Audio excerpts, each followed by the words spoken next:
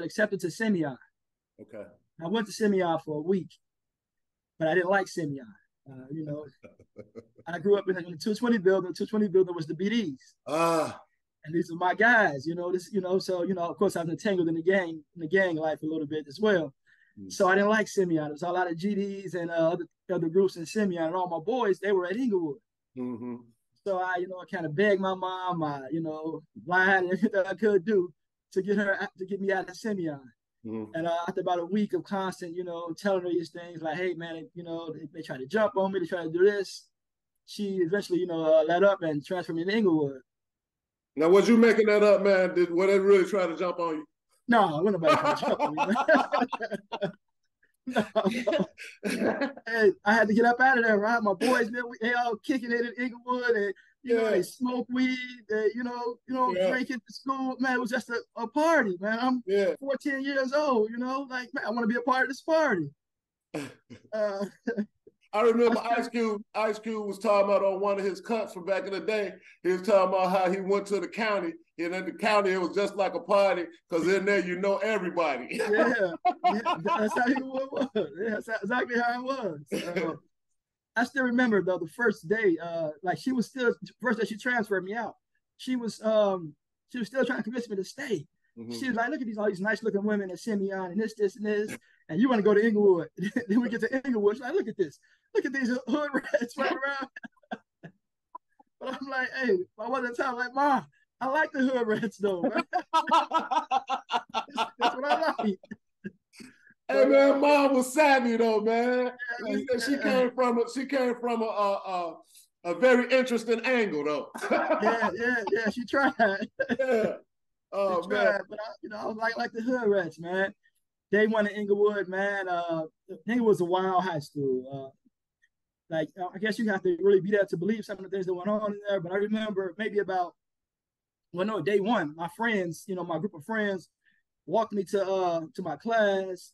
And I think that the teachers had already heard about me transferring to Englewood and things like that. I had super high test scores and all of the tests and everything. So, you know, like the principal sat down with me, you know, was telling me how he wanted to keep the work I'm doing, all this kind of stuff like that. My boys, I had met my teacher and everything, and she was like, okay, he seems bright, this, and this, you know, I'm going to enjoy working with you. She was the homeroom teacher. So my boys walked me to the class. I'm like, all right, man, walk me to my class and everything. We hanging out. And she's saying to my boy, she was like, no. She's like, no, what are you doing with him? Stay away from him. Like, stay away from him. Oh man. I'm like, you know, at the time, I'm like, this is my man, you know, it's my dog. She's like, no, stay away from him. She told my friends, like, you don't come around him. Get away from him. Yeah. I'm like, what you talking about? Like, in my mind, like, we're the same people, you know? Right. You know, he grew up on the 8th floor. I grew up on the 11th floor. You're from the building. Right. We're the same people, you know? She was like, no, stay away from him. Don't walk into the class at nothing. Stay away from him. I'm like, that's crazy. What, you know, I understand what happened. But yeah, it was just a very interesting place. Like it would be a gang fight. And what they would do, so they had gang members inside the school. Coaches, security staff. And if there was a gang fight, it'd be a wild gang fight. Like I remember, it was just like it would just be groups of the BDs walk throughout the school looking for GDs and vice versa. So if you was ever getting caught slipping, you know, you was getting beat. Yeah.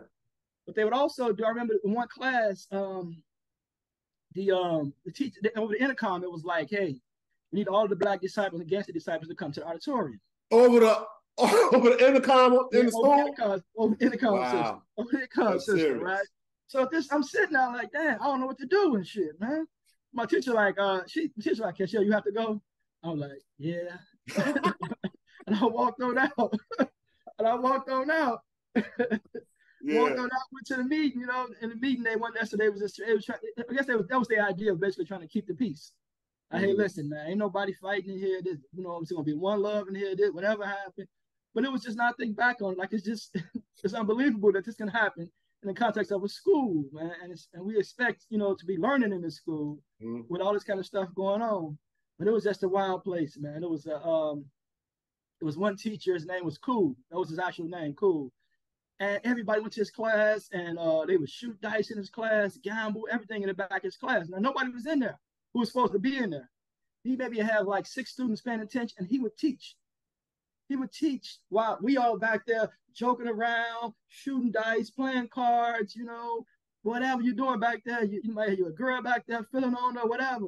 Yeah. He would teach. He would not bother people back there. He would not call for security to get people out of his class or anything. He would just continue to teach.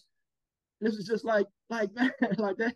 Thinking back on that now, it's amazing that that this went on in a place where we're supposed to be learning and being educated. But yeah, it was a funny school. Sounds like he had made the decision that, hey, I might not be able to reach everybody, but if I can reach one, I'm in the concrete jungle. Just let me continue to do my job, and if I can reach one, then that's a win. You know what I mean? Or you could have been thinking like, hey, listen, my job is to teach. I'm gonna do my job. Whatever y'all doing, I don't bother y'all. So just don't bother me. Yeah. Hey man, listen. Let me ask you this: what is the difference between the 220 building and the Calumet building? What's the difference? I think the only big difference is that just where they're located, the location, because they're pretty much right across the street from each other. The Calumet building were BDs, 220 building became BDs once I was, around 10, 11, the BDs took that building over, and they were really, connected. But it's just the way they were situated. Whereas 220, you had 3 different ways you can get to that building. Prairie, Indiana, or 63rd, so you can get there 3 different ways. With Calumet, there's only one way. One way in, one way out. Yeah. It's a one-way street. You're gonna get there. So you do something wrong in the Calumet building, they'll be able to push the garbage can and block your car at the end of the block, so you couldn't go nowhere. Yeah. You were trapped on that building. You were trapped. Same thing with the police. You're gonna see them coming. They're coming from that one way. So it was just probably one of the best designed locations for criminal activity. Because they controlled everything. Through that one block, you can only come down. So how did those 2 buildings view Parkway at the time when you were coming up? When I was coming up, Parkway was viewed as a place we would go and just get girls. That was over Parkway. Parkway wasn't really viewed. It was almost to us, it seemed like Parkway were, they thought they were a little bit uppity. Mm-hmm. So we'd go over there and, kind of pick on them and things like that. Yeah. It wasn't like it was, like this notorious reputation that it has now as being O Block. It wasn't like that when we were growing up. It was just a place where, like the little lames go, we go over there and, take the girls from them, but we walk through that, I remember we used to walk through and they'd be on the basketball court and they'll see us and they'll be yelling like, "Here come the project kids." Take off running. They would take off running, sometimes leave their basketball around, leaving stuff around, and we just, take it. But yeah, that's how we kind of viewed it, Can you name some of the success stories from your area? Like, I know that there are a lot of rappers, like successful rappers that come from your area, and they were probably younger than you, right? Because they're doing well now. Yeah. Did you know any of those guys? No, I really didn't. Like Chief Keef, for instance, I didn't really know him. I went to school with his mom. I think it was kindergarten through 8th grade. I know her from around. I know a lot of his family members, his older family members, and things like that. But I never really had any interaction with him or anything to know him. What about Lil Durk? No interaction with Lil Durk at all. What about Lil Reese? Yeah, so I know Lil Reese's father. He a cool dude. Been knowing him since I was a shorty. He's one of the the older cats in the area who was like he was getting money. He was smooth. Well respected in the area. Mm-hmm. I knew Lil Reese just from him being around. I would see him around all the time like that. But he was way younger than me, so it wasn't like any hanging out. Know his older brother. Know his older brother as well. Lil Reese's older brother. He was cool as well. But there's a lot way younger than me. All right, now back to you though, man. Yeah. Hey man, I knew this was gonna be a blockbuster, man. Listen, now you're at Englewood, and you're finding your way, you're finding your footing and everything. So what happens, man? Do you graduate? What happens around time of graduation? So I kind of, I kind of found, well, yeah, I found my foot, and I found out, and I realized quickly, pretty much like that I'm different, Mm-hmm. not that, not that I'm bad or anything, but I'm just different from everybody else. The way I dress, I was smart. I can complete most of, the work with ease. Plus the teachers always put me to the side, like, hey, why are you out here, acting up with the rest of them, or why are you doing this? Why are you doing that? So I kind of, felt that I was a little bit different. Around my junior year, I think that's when I really started to kind of focus a little bit more on school.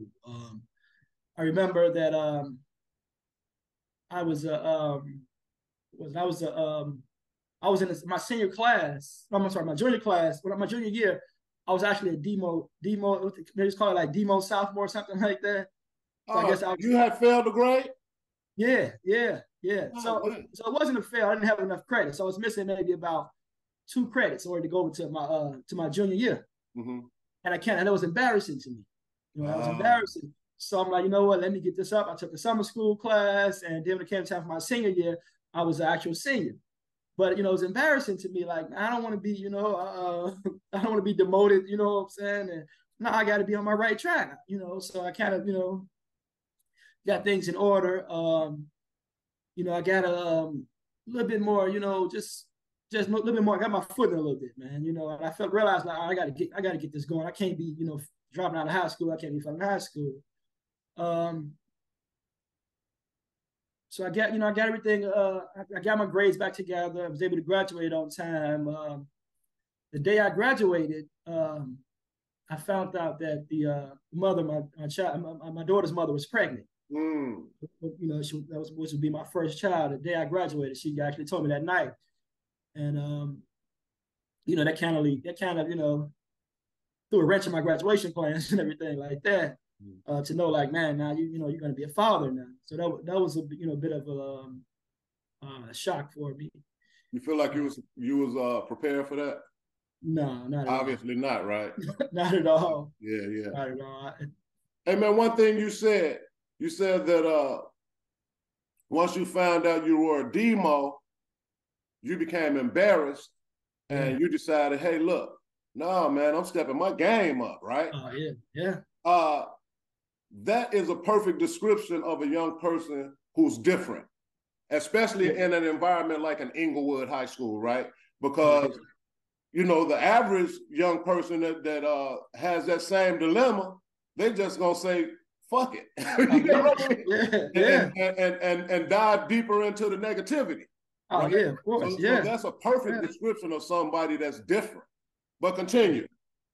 Definitely it is. Like, it just happened. Englewood's probably the worst high school in the city. Definitely, it could have been in the whole country, because it was just it was a horrible high school. But yeah, once I found out that I had my daughter, and she was pregnant with my daughter, like, a part of me was like, all right, and that's why I say that my growth was happening, but it wasn't fully there. So I kind of felt like in the hood, when you have a baby, it's almost like an accomplishment, I got right, not taking care of the baby, just making the baby. Yeah, it's almost, it's a testament to your manhood, So part of me was like, oh, okay, yeah, man, I got a baby, I started thinking about all the things that I wanted to do, like, man, I grew up watching a different world.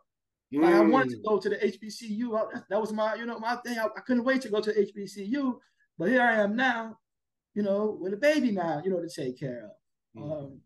And it was just, and she didn't want to get an abortion. Like, that was out of the question for her. So it was like, all right, she's got to deal with this. And so for a while, so I'm fresh out of high school, working, a bunch of jobs, the telemarketing job, wasn't paying anything. It wasn't really challenging me. So I decided to join the Army at that moment. I felt like that was the best way for me to, be able to take care of my daughter, give her the things she needed now as well as in the future. Right. So I ended up enlisting in the Army. I remember my mom, she hated the decision. She didn't want me to do it.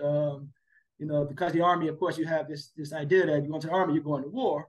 Mm-hmm. You know, but I knew that I had tested well, so I knew I wouldn't have to actually fight on the battlefield. It wouldn't be my my primary job. You wouldn't be front line. Right, exactly. Yeah. Right, Yeah. right. For me, I was a weapons expert, you know, so Yeah. my job, job that I picked, I would have to fix the weapons, test them out. Um, if there are parts needed to be ordered, I would order them, do inventory and things like that. So I was in supply, so I knew that it was to be a nice cushy job for me. Is what I thought. Mm. And this was in maybe I think I listed in '99. You know, first couple of years, man, it was great. I did my boot camp. But maybe the first couple of years, it was just great. I did my boot camp. I did all these different, things. I did a little bit of traveling to different states. It was great. Then September 11th happened. 9/11 happened. Yeah, 9/11. And it was like, all right, well, you know what? We need more. We need all troops. They're going to be deploying everybody. So I'm like, oh man, I'm like, this ain't what I was actually here in Chicago when it happened too. Wow. Yeah, I was like, oh man, this ain't really what I want. Like, nah, this ain't really, I ain't come here to fight. I came to get the educational benefits and the money, but I didn't really want to fight. But I'm like, all right, cool, But they ended up, so they told us they were shipping us off to Germany.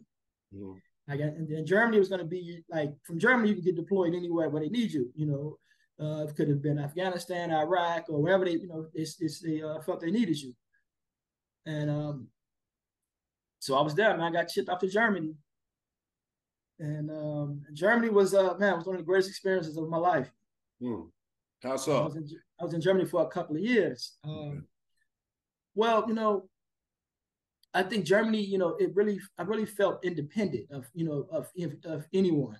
Because even when I was in Georgia, I was in Virginia, it was still like really very easily for me, to get a ticket and go home, or whatever it may be if I wanted to leave. But in Germany, it was like I'm in a country where English is the second language. Well, not even the second language. It's not the first language, I should say. So I kind of really felt like, all right, I'm on my own. If something happens to me, there's nobody here. Like they don't really care about the military and things like that. So I just really was on my own, and it was just like it's such a free country though. Like even the way like the people dress, like it just felt like people did what they wanted to do there. And here in the United States, there was so many things that you couldn't do here. Of course, at the time you wear baggy pants, you'll be seen as as a thug, or if you wear this in Germany, you could do what you wanted to do, and it wasn't looked at as a thug or a criminal. Actually, people were looking at us more so like like especially the black men, like we're exotic, and like wow, these are like man, they're beautiful. And you come here, it's like you people's clutching their purses, and you see women, white women, a lot of the times crossing the other streets, not wanting to as there. These white women in Germany were like, man, come over here, come over here, hang with us. They had a club in Germany as well. It was called the Zoo. The Zoo. Yeah. So I asked the lady, I was like, why are they called the Zoo? She said, because the German women act like animals when they see black men. I never knew that, man. I never knew that. Wow. It makes sense though, but I didn't know that. Wow. Yeah, and it was one of the like it just changed my club experience forever though. To go into a place where it's like the women are just waiting on you, tugging on you. Hey, like man, it's like man, I mean that like and so I kind of get a sense of how the women feel here in the States. Right. I just relax, I just walk through the door, give me a minute, see what's going on, and right. Chill for a minute. It was, listen, how old are you at this time? I'm 21. Okay. 21, yeah, going on 22, yeah. And then, we drinking, we partying and drinking, I had a normal shift. I worked every day for Monday through Friday from 9 to 5. That was it. That was my shift. We had to guard certain areas throughout Germany. That was my shift, 9 to 5. But I'm partying, I'm partying from 7 p.m. to 8:30, man. I'm just making it back in time for the bus to catch the bus to work. Man, it was just like nonstop. Like that was our life, It wasn't like I almost felt like I wasn't in reality, the things I had at home. You know, my daughter was here at home, but I just sent her some money. You know, talked to her on the phone. You know, she was maybe at that time about two or three. I just sent her a little money. You know, whatever she wants or whatever it is. You know, her mom says she wants, I'm giving it to her. So it's like, all right, but I don't have any responsibilities. They had their responsibilities with her. So it's like I was just out here free, you know. I was just living just a wonderful life, man, to be in a place where people looking at you as exotic, as special, as, you know, man, you know, and not looking at you as a criminal, you know. It was a long way from 220, wasn't it? Oh, long way. Man. Long way, man. And it's man, it was just, you know, and it was just like you know, I learned a little bit of German at the time, you know, just enough to get by.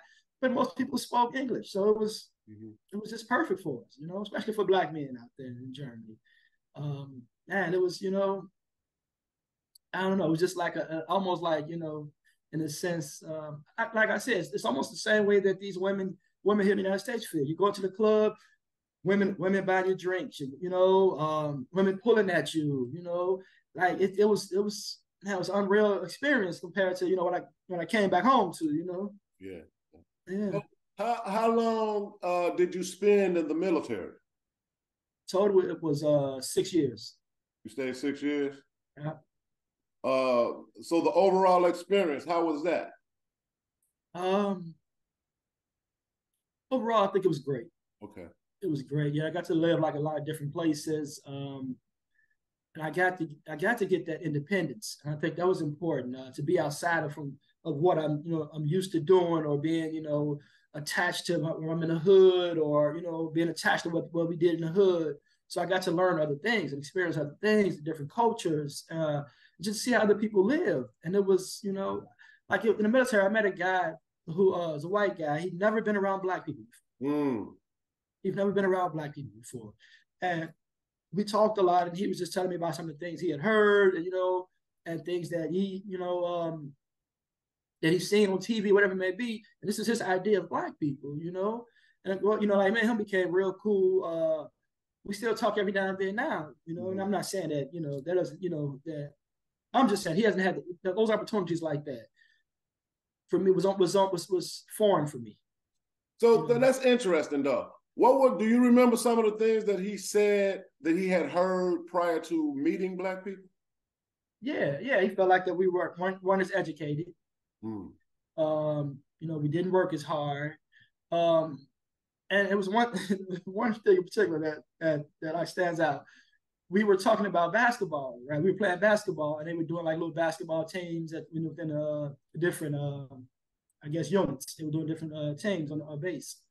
And we was just talking about this one team we was facing, and it was all like, one of the guys actually from Chicago, that team too, but it was all Black guys. And he was like, yeah, I don't know if we're gonna beat them. We can't jump as high as they can. I'm like, why? I'm like, why? It's like, well, you know, you guys have the extra tendon. And I'm like, what? I'm like, what are you talking about, man? He's like, you guys have the extra tendon that allows you to jump higher. I'm like, no, man, there is no extra tendon. I'm like, you know what I'm saying? But it was just, you know, it was funny at the same time, but it was just sad because they've been taught all these different things. You know, this is why Black people jump higher, because they have these, you know, these extra tendons and muscles and things like that, as opposed to just more athletic. You know. Yes. Yeah. So it was it was funny, but it was still sad though to me. You know, yeah, those racist ideologies, man, run deep. Yeah. You know, white supremacy runs deep, man. And I'm surprised that you were able to cultivate a relationship with them, but you know, I guess we would rather have a teachable moment, man, and to just kind of, you know, stay away from one another and be fighting. You know, it's better to learn about one another. But yeah, that's interesting. So now your military career is over. What do you do after your military career is over? I think my military career ended. First thing, I come home, kind of get right back into my friends who were in the hood. So now we're doing the same thing. They're doing the same things now. Just got a little bit more money now, you know. We're doing the same thing. I just got more money, more, you know, better car now, you know, better living situation and all these different things. So it's the same, you know, it's the same thing. But when you say the same thing, what exactly do you mean so that the world can know? I know what you're talking about. Okay. So the world can know. When you say the same thing, describe some of those things. So we hanging out, drinking on the block. At one point in time, I felt like I was going to be the dope man now in the hood, you know. Mm-hmm. So we started, you know, getting. My boy knew someone who sold heroin. I bought some of that. We, you know what I'm saying. My other boy knew somebody who can chop it up. We did all those things. Now, you know, we're on the block now, you know. But for me, I just, you know, I wasn't actually selling it myself, but you know, I was like right there, you know, I was providing everything, you know. So paying everybody to sell it, you know. And I remember like, you know, doing all that, you know, like I was so out of control. Right? I was partying crazy, partying like we were partying in the morning time. We partying and gambling. But we were making a little bit of money, you know. So it's like it's what you do. You got money, you know. You ain't, you know, responsibilities. I just came home, so I had a ton of money saved up, and I'm making more money now. Drinking, women. Man, it was just so many. It was just so much of everything, man. Women, drugs, and alcohol. That was it. That's all we were doing. That was my whole lifestyle. My daughter was living in Wisconsin at the time, so she would come, you know, like maybe a week after out of the month, she would come. You know, that would slow me down for that week, you know. But after that, I'm right back at it.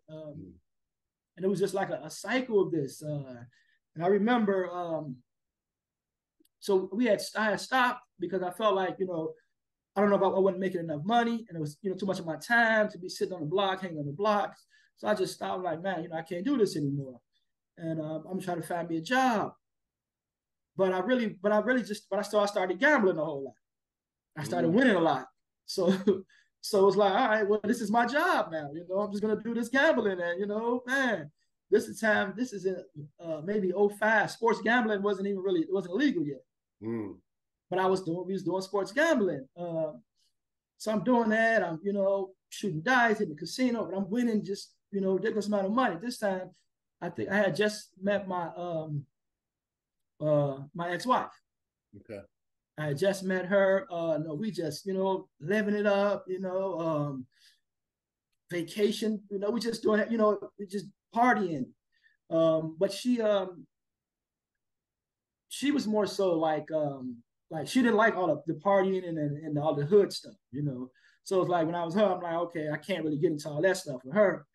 So, you know, I have to take longer breaks, you know, from the hood stuff because we want to hang out for the next 2-3 days. Now I ain't gonna be in the hood for the next 2-3 days. Her and I will be somewhere else. And but it got to a point where the gambling, of course, you win a lot, but then you're gonna lose as well. I remember it got to a point that when my boy was talking about opening up, you know, a dope line.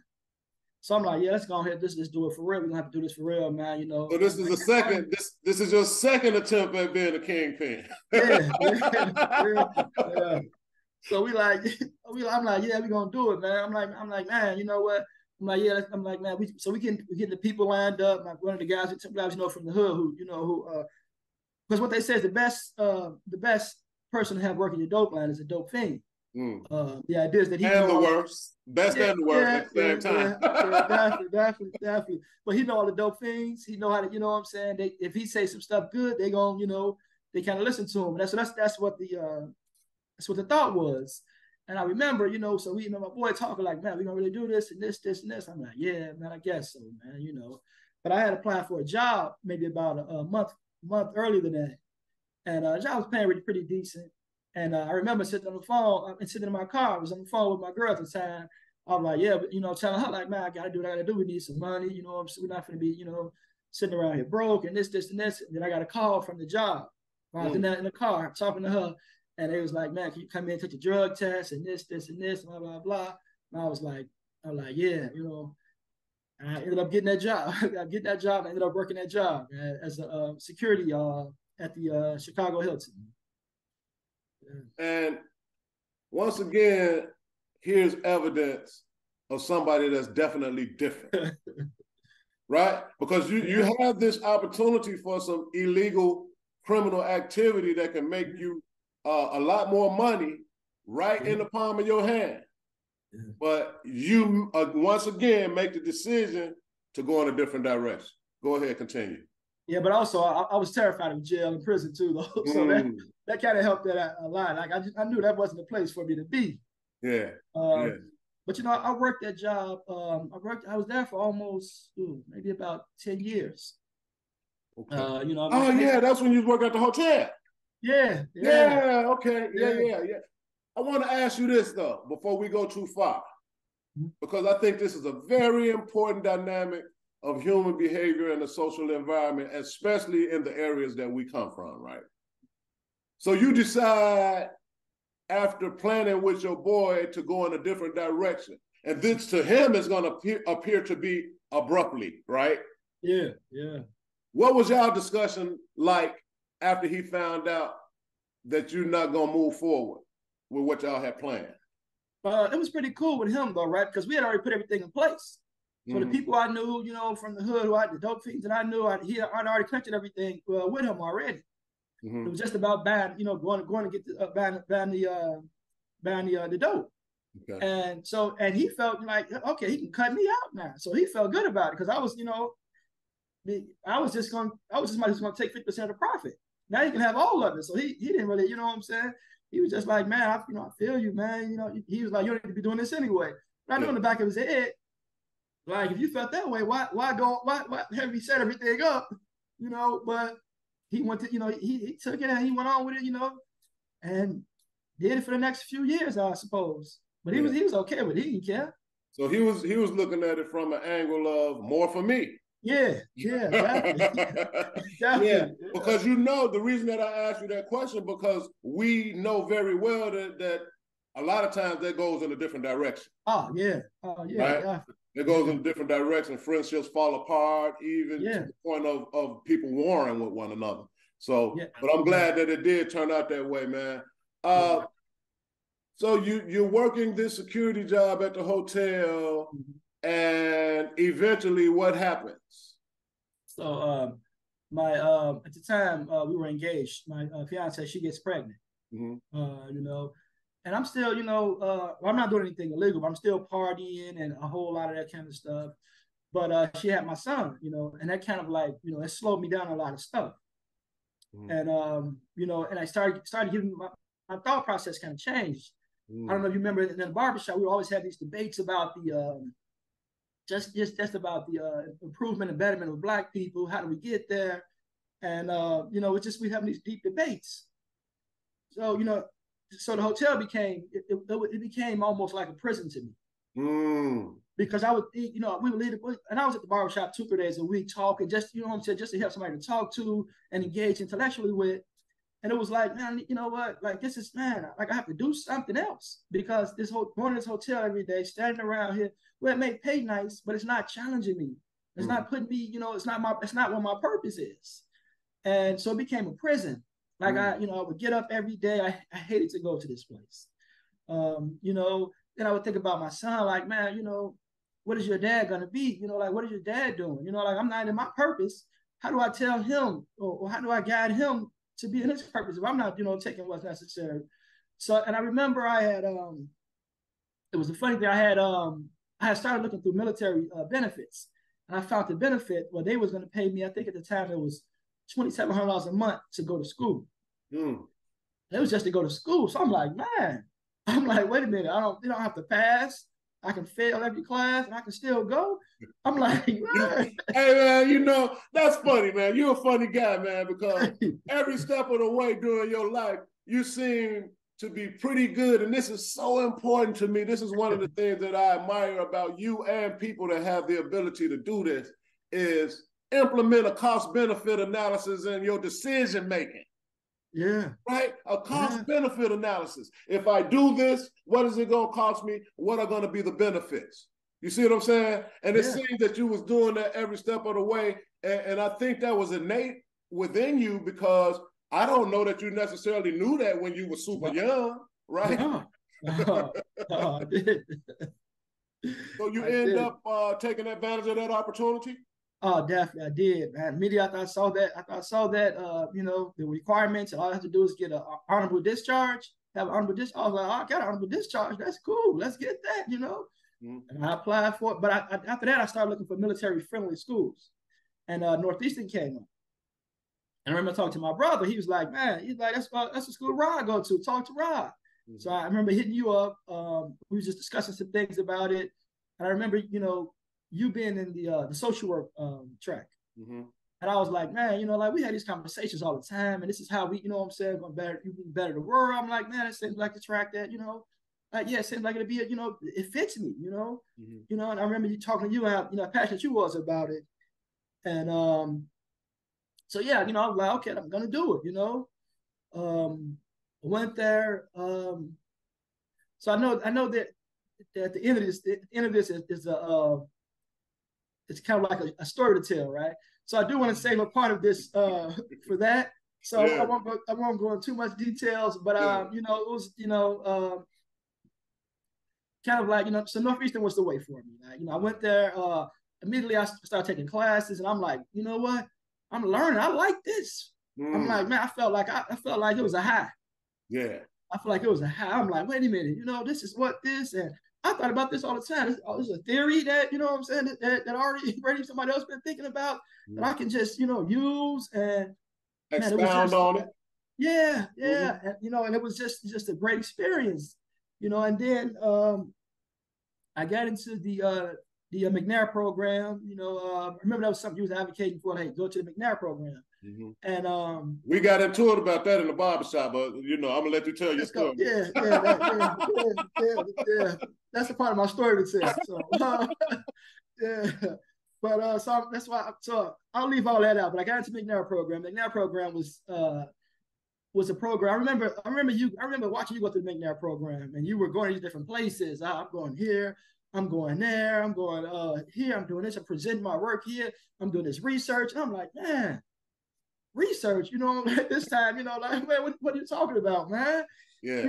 The research project. I'm like, that's dope. So you can come up with your own idea and research what you want to. Like, you don't have to be, just, write a paper about what somebody else said or analyze what somebody else said. You're doing your own work.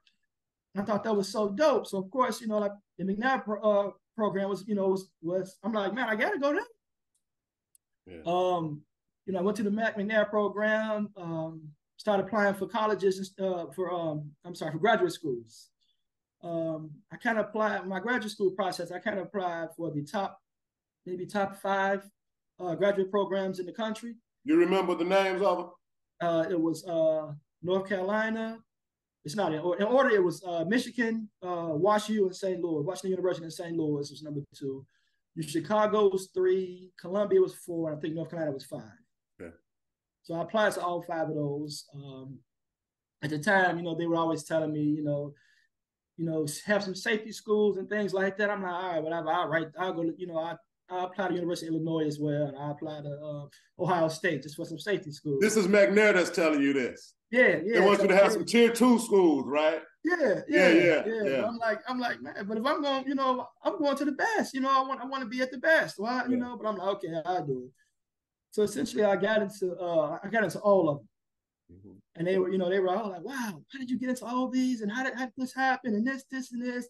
So then they told me, I'm like, I explained to them, I'm like, well, I'm gonna go to the school that gives me the most money, because I don't want to pay. Right. Again, they were like, well, schools don't pay for master's programs. They pay for PhD programs, but they don't pay for master's programs. So you're gonna have to find some, extra funding and this, and that. So I'm like, okay, whatever. So Columbia, they were giving me more money. They gave me the whole. So I had essentially everything was paid for when I go to Columbia. Mm-hmm. However, it was paid for with my financial aid. They had put together a financial loan package to say that, okay, yeah, here you are, you're at 0. And I'm like, no, I can't do that. Then I started looking up apartments and everything in New York. Yeah. And, I was like, oh, what? I can't do anything with that. So then essentially that left North Carolina. I knew I wasn't going to North Carolina. I didn't want to be down there. I had no interest in being down there, and my family, I didn't want to move them way to the south. So essentially it was going to be either University of Chicago, WashU in St. Louis, or University of Michigan. Mm. So what I essentially did was wrote the exact same letter to all 3 of them, pretty much just changed the names and, around. But I told her, hey, listen, this has been my dream school. I've always wanted to go here. This is why, this, and this is why this benefit for me. This is what I can bring. However, University of Chicago is offering me this, you know. Playing them against one another. Yeah, exactly. We talk about that. But let me say this. Let me say this real quick. Never told you this. I promise you, man. I swore you were gonna go to Columbia, bro. I swore. I just knew you was going to Columbia. Yeah, I did, man. But continue. Yeah. That's what I remember. Dr. Sanborn was trying to convince me about how just Columbia, that's such a prestigious. I'm like, yeah, it is, but who's gonna pay that rent? You know, who's gonna pay that rent? Who's gonna pay that rent? I already gotta take a student loan out to pay for the school. Yeah. But essentially, Wash U and Michigan each gave me a full ride. University of Chicago, they upped it up a little bit, but they wouldn't commit to the full ride. So I was like, hey, listen, I can go each one of these schools. I got to pick these 2 schools, and that's it. You know, that's it, because they're not going to charge me. I don't have to have any financial aid. Now, these full rides are based on what? It's just based on my academics. That's my academic promise. Yeah. Okay. Yeah. Okay. That's it. Yeah. That's important. That's important for the world to know. That's why I asked you that. Yeah. It was just, you know, it was just academic scholarships. Yeah. Okay. And what were your grades like? What was your GPA like during that time when you were leaving undergrad? My GPA was 3.8, I believe it was. But it was also I completed a research project through the McNair Scholars Program in undergrad. Yeah, I presented at conferences. I won awards for my research presentations and things like that. I had through the McNair program. I had took a trip. We had went to El Salvador as a part. Man, I was jealous. I was jealous. Yeah. Hey man, I said they sent us to Ohio State. I sent a man out the country. Yeah. But I was happy for you too at the same time, man. Yeah. Oh, no doubt. We went to El Salvador, as a part of some kind of Teach for America's that President Obama at the time. I remember that. Yeah. Put together. Yeah. And it was dope. I had to present my research there, hear some of their research. So all of these things. And I had made I had networked with so many different people. And that's another thing they don't teach us about undergrad. Teach us in school is that, there were people who had 4.0 GPAs and couldn't even get into Chicago, couldn't even get into WashU, couldn't even get into University of Michigan with 4.0 GPAs. But everything would be, I was so well-rounded. Right. Life experience. We had actually started this, the Black, what is it called? Oh, man, it wasn't the Black Caucus, the Black Student Union. Okay. At Northeastern. I was the very first president. And these are all things we were doing just to bring, more inclusiveness to for African American students that were at Northeastern. And it was a space that a lot of students could come at. You can talk about issues that with people who look like you. It was professors, Black professors were a part of this, and we just had a experience that that was unique to us. So all of these things right here was a part of my resume. Where some people just had straight A's and went home and that was it. Yeah. I wasn't doing that. I was connecting to everything. My network was so huge. And so it was just, so I was more well-rounded. Like they just teach us to go to school, get A's. But I was I was what they wanted. So they ended up, so I chose Wash U because one, I at the time, I think you connected me with Robert. Robert Motley. Yeah. He was actually getting his PhD. He went to school with you. He actually getting his PhD at Wash U. And when I went down there, I hollered at him and we talked, and he showed me around the campus and told me a lot of different things about it. I was like, this is dope, man. I'm like, this is dope. I'm like, yeah, I can see myself here. One of the main things he told me, he was like, man, I don't have a winter coat anymore. I got a little jacket, and that's it. He's from Chicago. So I'm like, this dude don't wear a winter coat? Yeah. He's been there for 3 years and hadn't put on a winter coat ever. And he was from Chicago. Yeah, he just happened to be from the West Side. Right, yeah, definitely. Yeah. So I'm like, man, he's like, man, he's the manager of this lab. So day one, I'm gonna be a part of the lab, day one. And I'm just like, okay, cool. I don't know what that means, but it's like some brothers doing some dope stuff. I want to be a part of it. I want to learn. And from there, I'm like, okay, cool. So I'm like, man, yeah, that's what I'm going. That's where I'm going. And Wash U had looked at my resume and seen the work that I've done. And they started a fellowship where it was for the Diversity and Inclusion Fellowship, Oh, and wow. they gave that for me. They gave it. Bro, you didn't never tell me this. What? Oh yeah, they gave it to me. Yeah. That's big, man. We need to slow down for a minute. Yeah. We need to slow down for a minute. YCU was founded by Anheuser-Busch, right? I believe so. Yeah. Right. Yeah. So this is an unofficial Ivy League, right? Oh yeah, It's like yeah. a small school, but it's an unofficial Ivy League. Like it's top tier. Yeah. Oh yeah. And a Black student with humble beginnings comes there for their master's program, and based on the research that this student did in undergrad, they implement a fellowship. Yeah. And a fellowship you don't have to pay back. No. Oh my goodness. No. Fellowship is like it was a monthly stipend. I think I was getting maybe about $1,500 a month. Wow. Yeah, $1,500 a month, and I was just really pretty much tired. I had a huge budget, so this is right. I think the Mike Brown incident had happened a few years earlier. So now they were really trying to, just kind of build sort of a community within the schools, And so we would, man, the Black students would come to me. They wanted to do something big for Martin Luther King. Yeah, I'm gonna prove everything, and I don't have to do it. That's right. Then That's the right. director of the Diversity and Inclusion, she would have to approve it, but she didn't. She would ask me certain things like, you think it's going to be helpful? And I was like, yeah, definitely it is. It definitely be helpful. We was doing a lot of different things, and what I liked about the things we were doing, it wasn't like it wasn't exclusive. Like, hey, listen, if you're not a Black student, you can't be a part of this. No, it was open to other people who come in and see this is how how we celebrate and pay homage to Dr. Martin Luther King.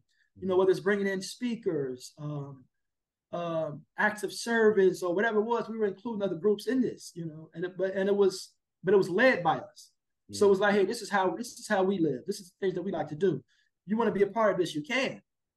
And so it was really dope, in that aspect, to see other groups of people coming in doing some of the things that we were, that we liked, that we enjoyed doing, as opposed to us trying to fit into something they created for us and just saying, oh, okay, sitting around. I'm sure you've seen these DEI things where they say, hey, we're gonna have, I think it was Columbia actually that had the fried chicken and watermelon, man, yeah, or something like that. Yeah, they don't even realize how much they're insulting us. Right. And that's it's the things that I said. That's why it was so dope, because we were able to do things that we wanted to do, and we invite people in instead of opposed to them doing something they think that we want and them inviting us in. Right. So it was dope. It was dope at WashU, but working in the lab with Robert, I really got to see like really in-depth research being done. I saw how a PhD student lives, works, all these things. I actually at my graduation I gave a speech, and I actually told people during the speech that working in the lab, it was Sean, Joe, and Robert, and a couple of more Black PhD students. I told people that when I got here, I didn't have the experience from other students. When I got here, I was told, hey, you should live over here. It's a nice place, this nice area over here. Hey, man, park your car over here. I felt like I came into a family, and so it wasn't like, you first get to a school, you're trying to figure out, okay, where do I park? Where's a good place for me to go eat at? I'm in New Orleans, St. Louis. Where do I go get this done, this and that and that? But from there, I came right into a family, and they already told me, yeah, you know what, this right here's a nice place. What kind of food you like? We always go out to dinner. As a lab, it was like a family. So I never experienced a lot of the the transition that most people have to experience. Trying to learn how to navigate these systems. Yeah. I walked right into this. And Robert, hey, listen, you want to go to your PhD program? Just take this class. You don't need that class. It's important for this. Take this class. Take that class. This is what. So I was already set up. I was already set up from day one, pretty much, to get into the PhD program, because everything they already outlined everything for me. Yeah. The research I was. Robert and I, when we were in undergrad, man, we were study buddies, so to speak. Like we were together every day. Both of us were like double majors. Both of us were McNair scholars. We supported one another in everything that we did, and I knew the type of guy that Robert was, and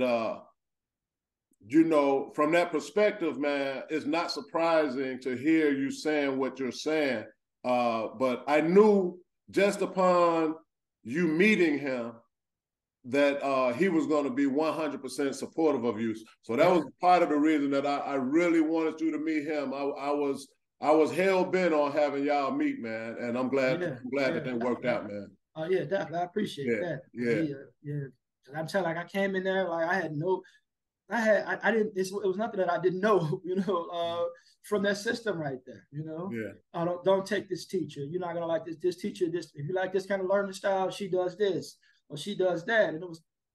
So everybody else they didn't know. They was just doing things and trying things out. I knew everything, just because I'm around all of them, and this is the environment of our lab. It was like a family. But yeah, so I breezed through that program. Like it was, I don't want to say it was super easy, but it was, it wasn't difficult. I had a support system there, and so I got through that program. Now we're talking masters now, right? Master's program, yeah. So towards the end, that's when PhD applications were due and all that kind of things like that. At this time, like I knew I was just going to stay at Washington to get my PhD. I mean, it's #2 ranked school in the country. I have a whole network built here. I know all the professors, the PhD department chair, super cool. Like I would see her in the cafeteria area, sit down and have lunch with her. I talk about the PhD program. She'd look over, anything I wanted to look over. She'd always tell me, "You seem like a strong candidate." She couldn't tell me yes, but you seem like a strong candidate. Yeah, that's what they do. That's what they do. Yeah. Yeah, and she was like, "You got all the things we're looking for, this, and this. You should apply." So I'm like, okay, cool. Like I said, I've been working with Robert and them, Sean Joe. I've been working in this lab, and he did. So it's Sean Joe then Robert. That's what that's how the lab structure is. I've been working under them, for now a year and a half. So I understand so much about research. They had me take a research specialization at WashU, which I worked on a research project of my own. I was just prepared. So I applied there, and at the time I wasn't married, and my wife, she wanted to stay in Chicago. So I'm like, hey, listen, if I get this, when WashU did, that's it. I'm like, I'm gonna go ahead and apply for Chicago just because, that's just to do it. I put some kind of effort in it, her what she wanted. So I remember I got the letter. I got the call actually from Sean Joe. Like, hey man, you got in. I'm like, okay, cool, man, dope. You know what I'm saying? I'm like, yeah, it wasn't a big surprise when I got in. I was a little bit happy, just to know for sure. But I was like, it's dope. And then I got a call from the PhD program administrator. I can't remember her name, but she was like, hey, there's a T32 fellowship that you automatically qualify for. Would it be okay if I can just put that in there? Would you be willing to do that? I'm like, yes. So I got that. WashU. Yeah. Okay. Yeah, so I got that. And Robert was in the T32 program as well. So he had already told me, and I kind of shaped my application on some of the things that T32 wanted anyway. So I shaped my application, in kind of that way. So I knew I automatically, get pulled. Then I got another email like, hey, you qualified for the presidential, the chancellor's fellowship at WashU. So I'm like, okay, cool. So I interviewed for the chancellor's fellowship. I was supposed to do it in person, but it was a snowstorm and I couldn't make it. So I just interviewed over Zoom with the sister, and cool interview, man. The process went great. She ended up calling me about a couple of weeks later. Like, hey, you got it. You got the chancellor's fellowship. Man, you kicking ass, bro. Yeah. So I'm like, man, it's great. I'm like, it's done. I'm going to WashU, Yeah. But at the time, my wife at the time, she didn't want to go. I knew she didn't want to go. I can kind of, sense it, like, she don't really want to go. I knew it was going to be a problem, but I knew that I had to go regardless. And that was I had to go regardless. So then I finally hear from University of Chicago. They're like, yeah, Waldo had called me. And he was like, Waldo hey, Johnson, yeah. Yeah, Waldo had called me. He's like, hey, man, I got some good news for you. I want to be the first one to call you and welcome you to University of Chicago. I'm like, oh man, I appreciate that. He's like, yeah, we're gonna send over a letter, with how much you're gonna be getting and this. I'm like, okay, I appreciate it. So WashU sent their letter over. It was $36,000 to live in St. Louis. So I'm like, okay, cool. You Chicago sent their letter over. It was 27,000 to live in Live in Chicago. Chicago. Yeah, I'm like, hold on. I'm like, hold on, man. This ain't really this ain't make a lot of sense to me, man.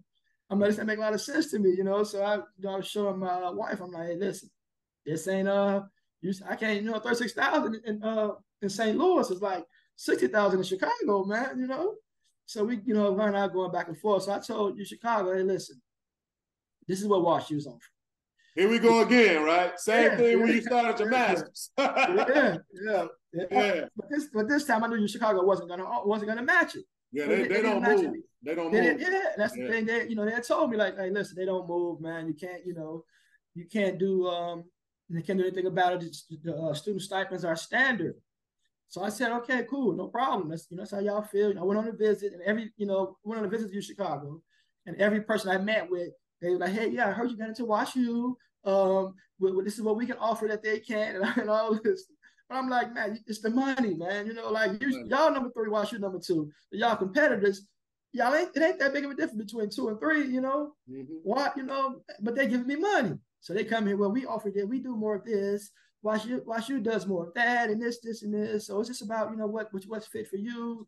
I'm like, yeah, okay, I hear you. But my mind already made up. I'm going to WashU. Yeah. So I'm like, okay, cool, and I told my wife, I'm like, listen, man, I can't live off of, $27,000 in Chicago, This rent is ridiculous here. I can't, nothing I can do. So at that point, my mind was made up. Chicago told me they gave me their best offer, and they don't change their stipends. I said, okay. Then I get a call from the PhD program director, Julie. Julie called me and was like, hey, have you made a decision? Have you told WashU anything yet? I was like, no, not yet. No. She's like, can you hold off on that for a couple of days? I think I may have something. So I'm like, okay, cool. So then she called me a couple of days later, like, hey, they found some kind of, I don't know, maybe they created this some kind of fellowship for additional $10,000 a year. They took it from the sludge fund. So I was like, all right, you know what? I was like, man, I don't, So now it kind of put me in a situation like, all right, my wife and my son is here, Like, am I really gonna be petty? You know what I'm saying? That, I ain't gonna say petty, but I'm gonna be that, that singular focused on myself, what I'm trying to do. Yeah. And and not take that offer because it's, it's not really where I want to go. Or can I, be successful at U Chicago? So I was like, okay, I'll be successful at U Chicago. I get to see my son every day, and that was important to me. So I chose the U Chicago offer. How did it make you feel, though, for a school of that caliber? We're talking University of Chicago, top 5 in the United States, top 10 in the world, to go the extra mile to attract you. It seems like they really wanted you, man. And I was about to ask you, like, what do you think that was based on, and how did that make you feel when you got that phone call? So the thing is, I knew I did great work. I knew that I was supposed to be at these top schools, but I was upset that they matched the offer. I was upset that they matched the offer because that was my justification for leaving. They took that away. So it wasn't, in that sense of like, like my master's program, when I got those offers from those same schools, I was like, wow, this is, I'm really this, am I really this dope? I'm really this good. But for the PhD program, I knew that I was. Yeah. I knew that I was, and I knew that I would get into these schools, But U Chicago, my application was trash that I gave them. I sent an application just because. Like, I didn't even think I was gonna get accepted there because the application it was trash. My WashU application it took, man, I had maybe about 6 or 7 different versions of this. I worked on it. So when U Chicago really, I knew that I was dope. I knew that I was dope, and I knew I was gonna be a dope researcher. So when they accepted me, I was just like, man, why? Like I didn't really want to get in here, but so I wasn't that, enthusiastic about it though. It didn't do a lot for me because I knew at WashU I had everything set up for me to succeed already.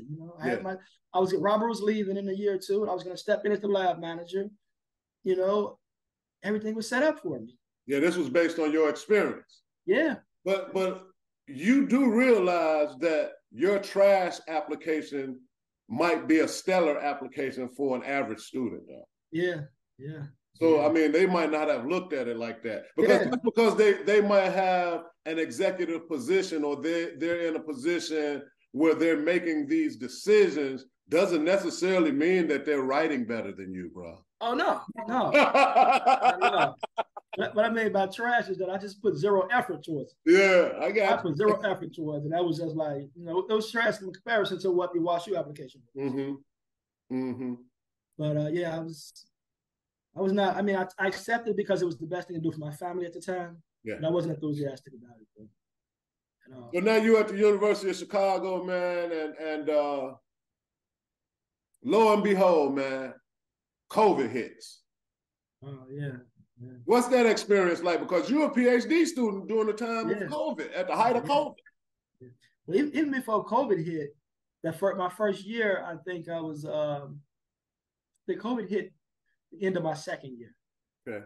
Yeah, my first year I was there, I felt like, you ever felt like you chose the wrong girl? You can't turn back now. Man, I've made a few questionable decisions in my life. That's how I felt, like man. And then, I had met other students who this one young lady had got into WashU. I met her, and I felt like she had took my spot, and she was, like we had conferences and stuff, and she would be like, I love it there, and it's so supportive, and this, and I'm like, man, I'm over here, man. There's no lab at the University of Chicago. There's no place of space where Black people can come and, get together. There's nothing there. There's nothing there for you as far as your, the support. And it's just, it's just totally different experience. I went from a WashU, where's a lab. I come to the lab sometime, they're in there playing, you can hear James Brown playing, you can hear maybe Jay-Z playing in the lab, and it's just us in there, we working, I'll be working sometime, I'm supposed to be at the lab at 5 o'clock. I'll be in the lab at 9 o'clock p.m. working just because I'm vibing. University of Chicago, there is no lab. There is no lab. There's no place where you can go and have any kind of like some, I don't know, just that camaraderie or anything. It's just, everything is so isolated. Yeah. So I struggled with that a lot. I struggled with that a lot. I felt isolated. I talked to a few of the Black professors and things like that, and some of those, that was helpful. But it wasn't a lot at that time. It was only maybe 3 or 4 other Black males PhD students, and most of them were teaching. They were at it. They weren't taking classes, so I didn't see them. There's only one other Black male there that I saw on a regular basis for my first year. So it was just like it wasn't a lot of people I could talk to. But I would just go to the school and kind of and it was ironic in the master's program. There was only one Black man in the master's program at the time. At U Chicago. Yeah. There's one Black male, and him and I, we became pretty cool. We'll see each other talk and things like that. We had similar experience, of like not being invited to the parties, or you get invited. And I felt like the invitation is real, and like they would all hang out and do things together. But for me, it was like, do y'all really want me there? Yeah. Like, what am I, do I really want to be there? Yeah. So it was isolating. So I just at that time I just focused on writing my fellowships, writing fellowship applications, grant applications. I just poured everything into that. I was like, you know what? I'm just gonna get enough money. Well, I don't have to keep coming down here. I have to keep, worrying about all these different things. So that's what I did. And the time my second year came, I had already got, I was already making more money. Oh, another thing, I didn't want to skip this piece also. They have this thing where the incoming students are coming in. So one of the incoming students was a brother. He asked the questions about, about funding.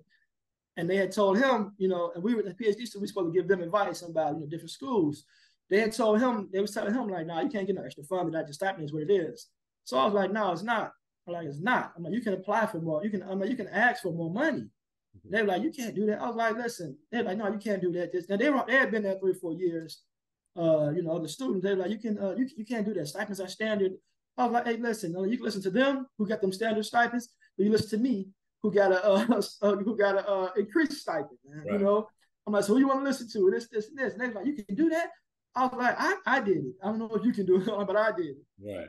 So then 3 weeks later, I got a hold to a petition that got sent around to the PhD students. I didn't get the petition though. I wasn't a part of the email, but somebody else showed me the petition where it said that as students, they want more transparency around how PhD stipends are funded and who and the amount that they're funded to. Essentially, you know, they're upset because I was getting more money. But they framed it as like they want more transparency around this, you know, of why, you know, how much the stipends or how they negotiate, and they wanted more transparency about that. So I was really, you know, I was like, wow, you know, like it just further alienated me. Now I'm pissed off. Like, instead of, I'm trying to help people, I'm giving them information, and now y'all trying to, you know, they're looking at it from a standpoint of, well, we didn't get it, so nobody else should get it. I'm looking at a standpoint, I found the loophole. Here, y'all go use this loophole. Everybody else will come in, use the loophole, or use this this knowledge. How you want to use it? So I was pissed off. I remember talking to my advisor, and she was upset about it. She was like, she's like, nah. She's like, I hope you don't mind. I'm just gonna email the dean and the department of chair. This. I'm gonna have a meeting with them. And essentially, what came out of that was that they told them that they don't disclose anybody else funding mechanisms or funding issues, whatever it is. That's personal. But it just hurt me though, because I'm thinking that I'm letting people know information. Yeah. Information. I was like, oh, you know what? How this dude come in here and get this, and we're not getting this, and I'm like, oh wow, you know, I'm thinking that we're all together, you know, as PhD students, we're a group. But they showed me that I wasn't really a part of the group, you know. It was them, you know, and then it was me. But yeah, so going into my second year, I started hitting the stride on funding, you know, getting a little bit better at funding. I got the DFI. DFI at the time, I think it was $17,000 a year on top of the 37 I was getting. They would do little announcements for me and stuff like that, and people were furious. You know, I can kind of sense the tension, because some people were still getting $27,000 a year. And now here I am now with 37, but now the additional 17 now. You know, so now, you know, I'm feeling good. Then what was next? I think I got I applied for, well, one of the young ladies at the school who was a year ahead of me. She told me about the Robert Wood Johnson Foundation. That was an additional $30,000 a year. So now here I am at the PhD student. I got that, you know, applied for that. I got that. So here I am as a PhD student. I'm making almost $90,000 a year. Now I'm rocking now, you know. I'm rocking. But COVID hit. Now here we have COVID hit. Now COVID hit towards the end of my second year. I was pretty much done with taking classes. But when COVID hit, it kind of threw a lot of things for me in a wrench, because the schools were shut down. You couldn't, you know, really engage in a lot with other people who are in academia and things like that, because they was, you know, pretty much, you know, isolating themselves. But what happened to COVID during COVID is that, well, they were kind of like, they were doing things like, you know, they'll walk by each other's apartments and things like that to check on each other, write papers together and things like that. Just try to build some kind of, you know, just have some kind of human contact or interactions. But for me, I'm from Chicago. So I could just ride right down the street, you know. Now I'm at the barbershop more, you know, want to see my friends more, hanging out more and things like that. And, you know, that kind of, you know, that in itself kind of took me away from academia. So I got one foot in and one foot out, you know, but I'm still getting this funding. I'm still meeting my requirements. But before, while I was excelling, now I'm just kind of meeting them as they come and, you know, chilling, relaxing. And, you know, and I'm kind of feeling bad now. Like, you know, I'm like, man, why am I not, you know, I'm not being productive. I don't feel like I'm being productive. I need to do more. Like, this is not my standard. And I talked to my advisor, and she told me, she was like, why are you rushing?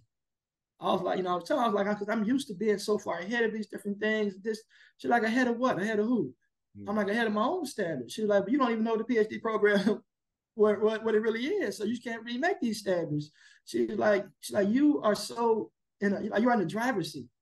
She's like these students are rushing up out of here, and they won't even make what you making right now as a student. They won't make as a with their PhD. They won't make what you make as a student. She's like, so just relax, take some time off. So I literally took a whole year off. I really did pretty much nothing. I filled out applications. Then I got for fellowship. I'm sorry. I ended up getting the 232 fellowship, which is $26,000 a year. So you're adding that to the 90? Yeah. So now I'm living. Now I'm living. Now I'm like, man, it's time for me to go. At this time I'm going through my divorce. So I did skip that part. I'm going through my divorce. I think that, for me, I think I kind of, I found my purpose in academia, found my purpose in my research. And I kind of think that, my wife wasn't following that. She wasn't supporting me in that. Whether it was her not really understanding what I was doing or whatever it may be, because at certain times I didn't understand why I loved what I was doing so much. I just loved it, But we wasn't seeing eye to eye on a lot of different things. So we decided to get a divorce. Now I'm like, okay, I'm making all this money, I need to get over here in High Park and, and live like, like the other side, Yeah. So, Let me ask you this, Cash. You grew up, as I did, walking distance from the University of Chicago, right? And we were raised knowing that this was an elitist institution who was founded by all of these things. My question to you is simply this. Coming from where you came from as a child and still having some of the same people in your life, family included, what are some of the responses to you being a PhD student at the University of Chicago? You're about to be done in a minute, right? Yeah. What were some of the responses? How did the responses come? In what form? Well, a lot of them came from like just, people not even knowing what, where the University of Chicago is. And these are people that you grew up with. Yeah. And they're walking distance. They grew up walking distance from the University of Chicago as well. We're going somewhere with this. We're going somewhere. Go ahead. Yeah. They just thought it was the hospital.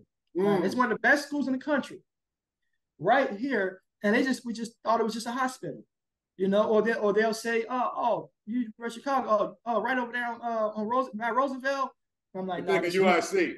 That's UIC. It's University of Chicago, and it was like, oh, okay.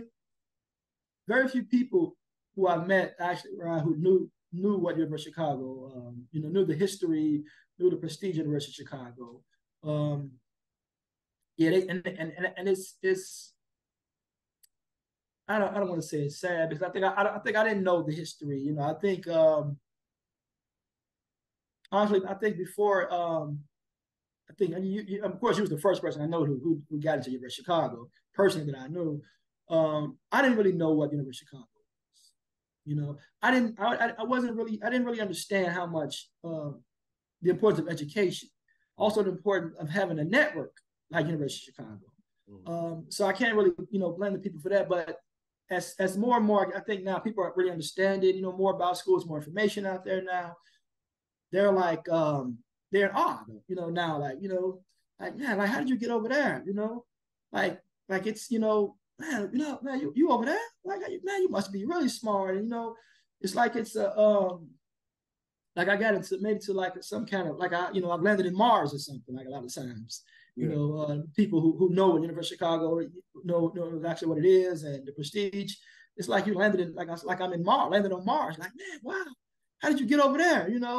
Man, that's crazy, man. You there? Yeah. And it's totally different. It's like this is not a place that's it's not a foreign place. It's right down the street from us. We can get there, man. We should be trying to get here. Yeah. But so it's like the reason I asked you this question, Cass. No, it's not a foreign place, but then the argument can be made that it is a foreign place because you and I were born and raised about a mile from one another. You're on 62nd, I'm on 53rd. Yeah. I'm on Calumet, what you on, like between Prairie. Prairie, right? So we know where we're walking distance from one another. Yeah. We're also walking distance from the University of Chicago. Oh, yeah. My point is this, bro. Yes, we're outliers. We ended up getting in there, and we know that it has a significant history of capitalizing on Black communities, and we know that, you know, the Rockefellers and all of that history, right? Mm-hmm. But coming up, they never had any outreach programs or did anything for the surrounding communities. And this is probably the reason why, you know, many people from our communities didn't know anything about the place, right? Yeah. They're just thinking that it's the hospital. Yeah. Okay. And a lot like yourself, when I got accepted there, I asked my family, my friends, and everybody in the neighborhood, have you ever known anybody to go there? Everybody was like, no. Yeah. Right? So you and I are like, we're serious outliers, and I'm just most proud that, you know, we were able to navigate that situation while holding on to our culture, because many times, you know, and I'm sure you probably witnessed, you know, Black people in those spaces who become enculturated, right? Oh, yeah, yeah. You know what I'm saying? So that was my reason for asking that question. Yeah. Let me ask you this. How your family feeling about you, man, right now? Man, you know, my siblings, you know, like my siblings, man, like they really proud of me, always talking about me, talking about what I'm doing, you know. They love it. My daughter, she's now 24. She's always talking about me and bragging on me. You know, my son as well. My son just thinks that I'm rich and I'm rich and I'm at some rich school, you know. Yeah, he actually they had an assignment. So my son, his friends, a group of his friends always get the guys, little dudes. I talk to them, I let them see the school. Have a pool in my building, let them go swim in the pool, take them to little sporting events and things like that. So these are my little crew. About 4 of them. They all 13, about 13, 14. So they had an assignment, and so when the internet come into my house, they see all my degrees and they see all my books, and they like, man, you must be smart, this, and this, and you know this, and you know, I let them see my view of my apartment, you know, and they like, oh man, you got to be rich, and you know, so they had an assignment in school. You know, teacher was just like, hey, let's Google some people, you know, Google some people that you know and see what comes up, you know, and so they, you know, like they started Googling me. And they started seeing these different stuff. I was doing these all the different fellowships, my presentations, and all this different. They was like, wow. You know, and my son was, you know, he came home, he's like, Dad, I didn't know you had did all this stuff. Hey man, ain't that a beautiful feeling, man? Come on, man. So I asked him, like, what do you think I do all day? Yeah. You know, I just thought you'd be reading, and that's it. Yeah. But, you know, he was like, yeah, he's like, my teachers, they was all excited, and everybody's excited, this, and this. He's like, yeah, he's like, I told him, you know, that you know, that you make $30,000 a month. I'm like, hey, I'm like, oh my goodness, like, man. but you know, the stipends are quarterly, and my stipends, it would be 30,000, and he saw that, you know. And I make a point of letting him see, you know, like, man, this is, you know, this is what I'm doing. This is, you know, the money. So he's like, yeah, you get 30. I'm like, no, I don't, man. I'm like, I don't get that much. I'm like, but it's just a sense of him, you know, him being proud of me. And he paying attention. Yeah, he's proud. You know, at 13, I think at 13, I don't know if I would have been, you know, that happy or, you know, be excited, like, you know, Googling me, showing his teachers, showing his friends, and showing everybody, you know. Yeah. And it's, you know, easily, you know, I think about how if I hadn't made that step to, you know, to working, I would have been out there, you know, maybe selling drugs in jail. He would have pulled up a mugshot, probably would have came up with me, you know. Yeah. And it would have been, you know, embarrassing, and you know, so, you know, like, so I think back, like, you know, like I'm really, really proud that he's proud of me. Yeah. You know, that he's showing everybody out, like, look at my dad and this, yeah. Like that, you know, like that makes me feel great inside. You know, it makes it like this is what I'm doing, man. Hey, man, let me stop right here to say, man, that the reason that we wanted you for this interview is twofold, man, and I'm so excited, man. I'm so happy, man. The first reason is that we're so proud of you, and we want to use this platform to celebrate you, man, and let you know, man. And we want to show the world Black men can celebrate one another, and that we are proud of one another, and that we do support one another and become resources for one another, you know, and create pathways for those coming behind us, right? The second reason is because, hey, man, you from 220. You know what I mean? Yeah. How many young people coming behind you from 220, you know, might feel hopeless right now? Yeah. Then they look at this, they're like, damn, I remember Cash. Yeah. I remember Los. I remember Man. Yeah. This what Cash doing? And he look happy. He yeah. get $30,000 a month. You know what I mean? So we just want to say, man, that we're proud of you, man. And of course, man, you know, we've talked about over the years building a conglomerate.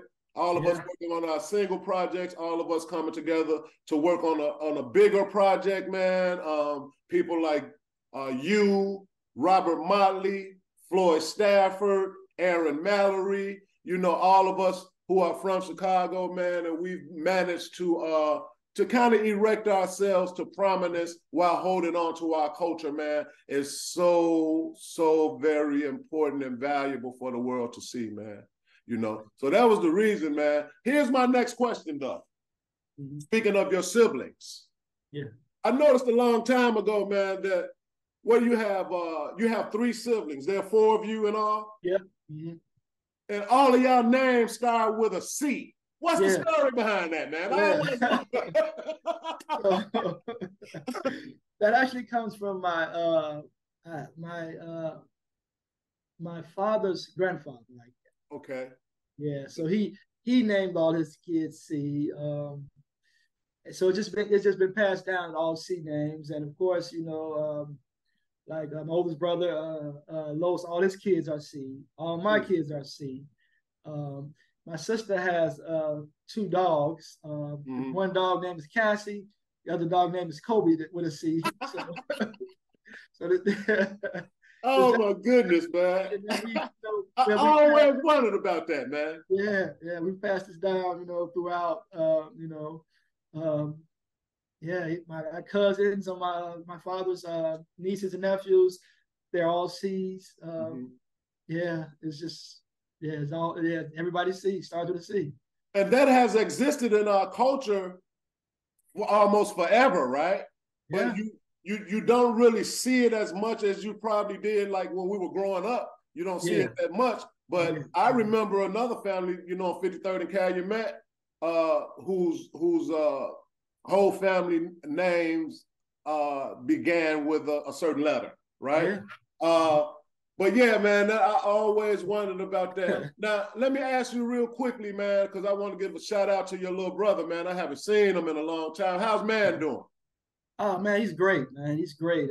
He's out there in Texas. He works in some kind of IT stuff, man. Nobody knows what he do, man. Nobody knows exactly what he does. IT, but he just got my house built up. Out there near Dallas, man. Yeah. We trying to get him to host Thanksgiving down there this year, man. But we don't know yet. It's still up in that because he travels a lot. Travels a lot from work, and his work, you know, it takes him out different places, but. Yeah, he's doing great though, man. He's doing great. Does he know Terrell is there? You know, Terrell can really cut. Terrell used to cut hair and the shop. Yeah, I think so. I think he knows. Yeah. Okay, yeah, because Terrell is doing his thing down there, man. That's great, man. And Lil Kenny is down there. Aretha's son. Oh, really? That was in my youth program. Yeah, Lil Kenny lives down there. I know Lil Kenny was down there. Yeah, Lil Kenny is down there as well. So this is great, man. This is great. Hey, man, listen, man. You're like one of our Black superheroes, man. You're the third person that I've told this, man. I'm just so proud of you, man.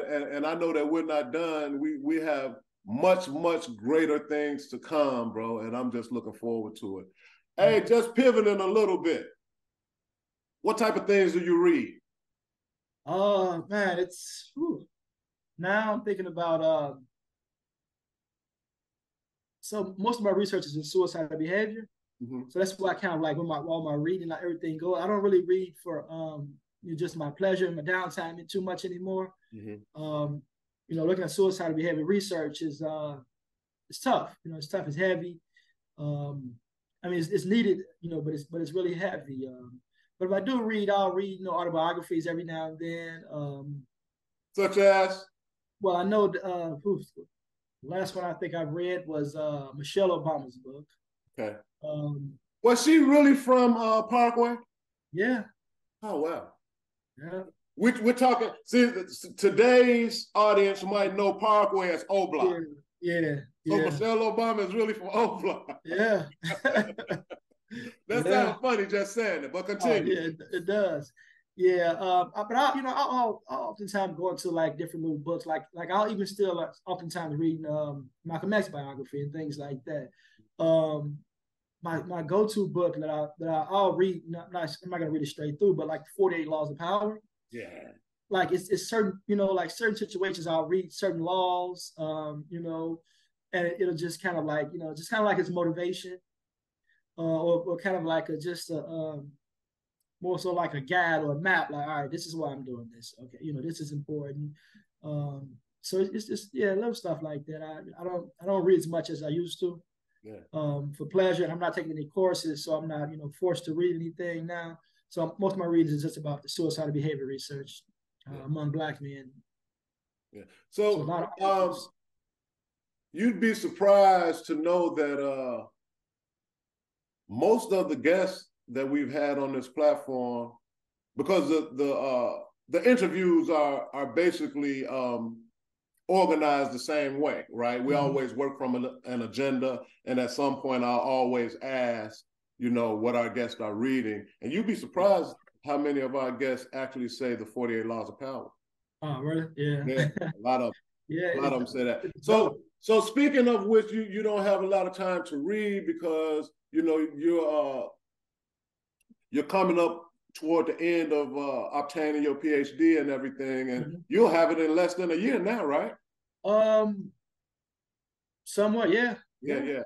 So, can you talk a little bit about some of the research conferences that you've been to and or have coming up? I've been to conferences. I'm trying to think the one that may stand out. So I can't, in the past, the conference is all, I don't think of anything one that stands out in the past, but I do have a conference I'm going to now in Spain. Okay. And I'm just so excited about this opportunity. So I get to go to Spain. It's a suicidal behavior. Well, it's a suicide research conference, suicide summit. It's still the same thing, conference. They call it different things, but it's in Barcelona, Spain. Okay. So it's researchers from all around the world are going to be getting together, discussing, suicide. But for me, my suicidal specialization is suicide among Black men.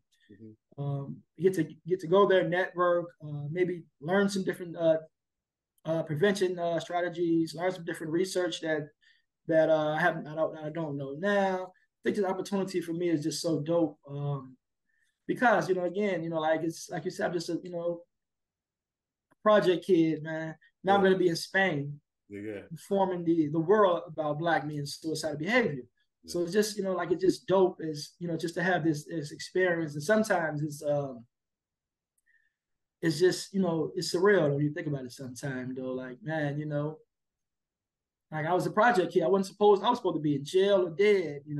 Statistics say I should be dead or in jail at this point, man. But I'm out here and I'm going to be informing these I hesitate to say experts because I'm an expert, in this area now, But yeah, I get to inform people about our experiences, the Black men experiences around suicidal behavior. So it's just dope for me. It's just dope, and I'm super excited about it. The idea that just to go to Barcelona. I talked to my son about it. I really wanted to take him. He said the flight is too long. I told him it was 11 hours. He's like, no, that's too long. But I'll see. But it's just this opportunity to go. And the best part about it is, other than the fact that I'll be able to inform others about our research and learn the research techniques and methods and things like that, is that, my fellowship pays for everything, So it's about a $3,000 trip, a hotel, registration, flight, and I get to go just because of my research. Because of my research, I get to go for free. And it's like, man, that's why I hope anyone, young kids who see this and realize that the research it takes you so many different places. Yeah. So many different opportunities for you, who knows? I might get over there and network with someone and maybe they want to do more work with me. I could be living in Spain or, it's just so many different opportunities. And I'm really excited about this. So that's why I can't think of anything in the past that stands out. Yeah. I'm so excited about this one. It's just, I'm excited. So let me ask you, what fueled your interest in your research area? I guess I'd say, I think, so I've always was looking at, wonder about mental health, among Black men. I always felt like it was something that was missing or something that's not really properly being measured or captured in this research. And I always had a problem that with the research that's going on, that's been done, by white people and using instruments that were developed for white people. Mm-hmm. So I always felt like that we should be doing this. And with the suicidal behavior, it came, it's actually a young cousin of mine, he passed. He died by suicide. Mm. And I kind of think the family was really reluctant to say what it was. So for a while, we didn't know what it was. So we just know he had got shot. He had got shot in the head. And it was like the family was real reluctant to say what it was. And I guess it was that shame and stigma around that, around him dying by suicide. And so, when I found out what it was, I was, eventually found out what it was. I was like, wow, why didn't they, say anything? Or, like, why was there such a bad stigma around this, And one of my other cousins told me, like, wow, she was like, I didn't even think about you. Like, he was actually on Facebook posting a lot of stuff about suicide and about how this happened maybe in 2015, 2016. And she's like, he's posting stuff about why he wanted, he didn't want to live anymore, and he had lost his girlfriend, all these different things he had posted. She told me that afterwards, and I was like, "Wow, why you didn't tell me?" I'm in school for at least I'm in school for some kind of social service. She's like, "I didn't think about it. I would have told you this, and this." So the thing is that he was going through these experiences, and he was putting it on social media, and no one reached out to him. No one knew what to do, and I guess they were telling him things like, you ain't got no, don't do that. That's, don't talk like that. Don't do this. You don't say stuff like that. That's not the way, like, man, this is how he's feeling. One you can do, you can acknowledge how he's feeling, and you can talk to him about how he's feeling, but you just can't tell him, don't say stuff like that. Don't feel that way. Like he's not going to change how they feel because you tell them don't feel that way. Right. But at the very least, I could have talked to him and told him, hey, listen, I know that you deal with youth, who experience mental health issues. I could have referred them to you. Yep. Could have brought him down there myself. Could have just been a support system for him. But none of that happened. We didn't have the chance for any of that because I'm not big on social media anymore. I don't have a lot of time on social media, so I never saw it, and they were embarrassed by it. So they didn't, I guess reach out. But I just wish, and it had me thinking about a lot of different things. Like, wow, what if I had known? What could I have done differently? And that transferred to like, okay, that's when I went to WashU, and then I was working under Sean Joe, who's one of the leading researchers in suicidal behavior. So it was just like, it was just like the perfect marriage. Like, oh, okay, this is what I'm passionate about. I want to know more about this. This is his area. So everything just fell in line with it. Yeah, man. That's a sad story, man. And it speaks to the importance of us collecting data that's going to benefit us. Yeah. Right? We need Black researchers. That's who Ronald E. McNair was. Yeah. Others, right? But we need Black researchers, and we need to dispel some of the myths surrounding mental health, therapy, and things of that nature, right? And like you said, I've been dealing with children and adolescents who have mental health diagnosis for quite some time now. Maybe things could have been different. I could have got the referral. I'm not saying that it might have necessarily changed anything, but maybe it could have. The possibility does exist, right? Yeah. And so, man, that's another reason that I'm so proud of you, man. And You surpassed me academically now. I went into the professional world. You just get your PhD. I'm just beginning mine now. So, but that's great, man. But we're one another's support systems, man, and I just absolutely love it, man. All of us, man. All of us. It's a thing of beauty. Having this podcast has revealed so many of us around the country who are walking in our purpose, man, and almost to a T, man. Everyone expresses the fact that, it's not just about me. Yeah. It's just about me. It's about my culture. It's about those who are coming behind me. It's about the children, man, and the elders as well, Yeah. So yeah, man, let me ask you this, man, before we end. This is my second to last question. Yeah. What type of music do you listen to, man? You're a high level academic and stuff like that, man. People be thinking you a nerd and stuff, man. What kind of music you get into, man? And you know what, man? It varies. It varies. I like the R&B, man. I like the R&B. Mm-hmm. But I love rap. I love hip hop, man. I love Jay, Nas, Big, Pac. I still listen to Big and Pac to this day, man. But what's interesting is that I listen to a lot of NBA YoungBoy. Okay. And what I found in NBA YoungBoy in his songs, he has a lot of pain in his songs. Because how I really got kind of got introduced to him was my stepdaughter, right? She listened to a couple of his songs, and I went on to search. I'm like, listen, he talks a lot about one of his songs. He said that he said something to the fact he feels so much pain. He wish he just take this codeine and don't wake up anymore. I'm like, that's suicidal behavior. Suicidal tendency. That would be, DSM will label that as suicidal ideation. Yeah, right. Yeah, he doesn't, So I started listening to his music, and he talks a lot about pain and I feel like that he speaks for this generation and their pain. And I know some of the words I can't understand all the time, but I listen to him, and I think he's his passion sometimes reminds me of Pac, But Pac was a voice for this younger generation. He's a voice for this generation as well, because he talks so deeply about his pain. And we, as Black men, we've always been taught not to talk.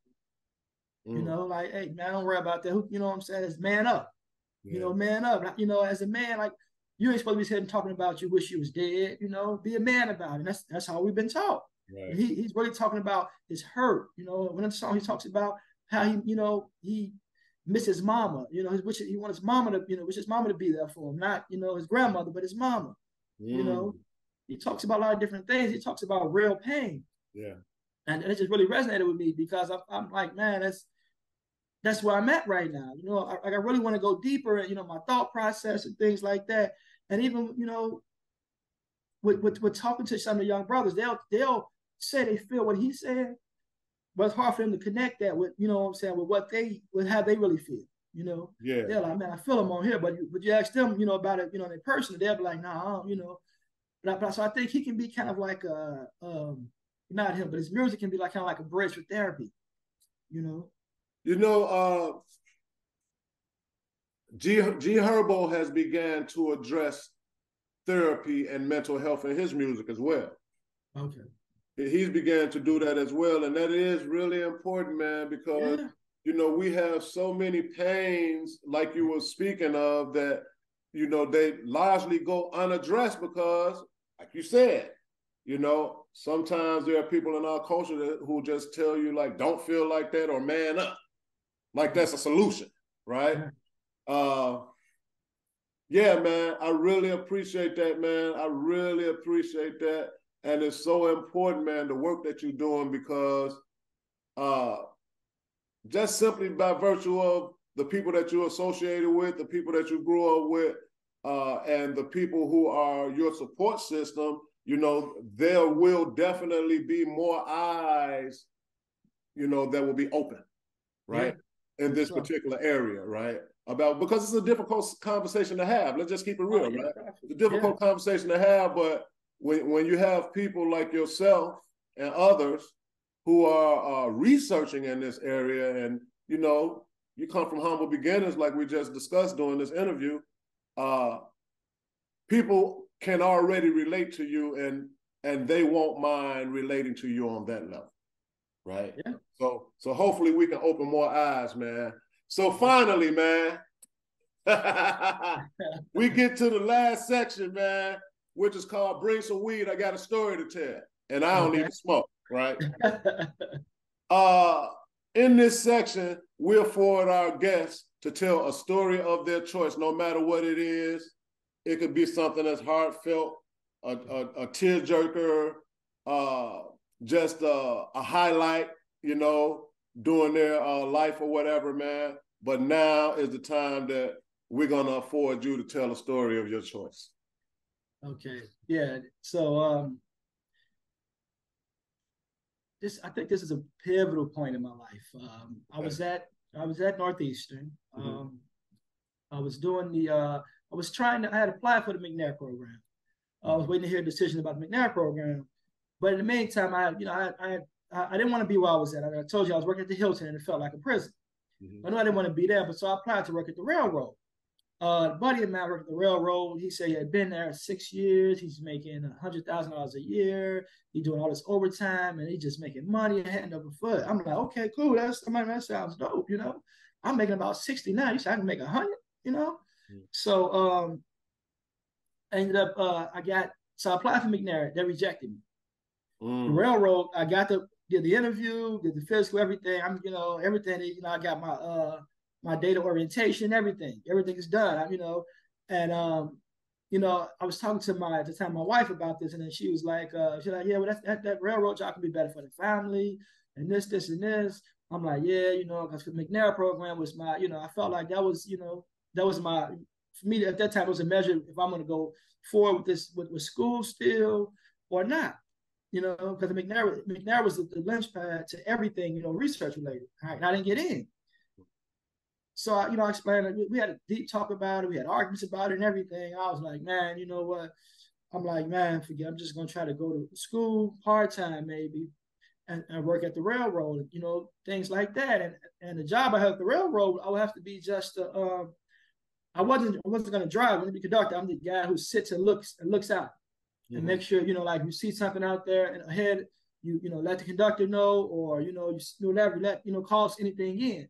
That was my job. And it was like, you go for 12-hour drive there, and you come, you sleep at a hotel, and then you overnight for 10 hours, and you get 10 hours back.